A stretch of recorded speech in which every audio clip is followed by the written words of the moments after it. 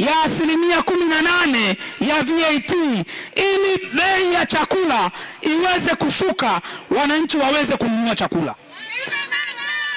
Ndio maana ya sera ya lishe kwa wote ya ubwabwa. Tunataka tukishaingia taifa letu likaongoze ukanda wa Afrika Mashariki na ya Kati kwa kuzalisha chakula cha kutosha.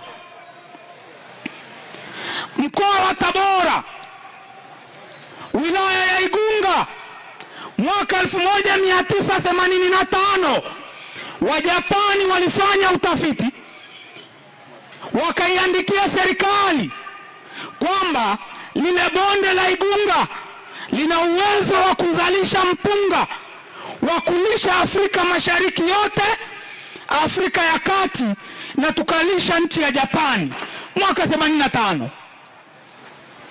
Chauma tunasema tukiingia tutakwenda kufufua mradi huo, tuzalishe mpunga, ubwabwa upatikane kwa bei rahisi, wananchi waache kushinda njaa.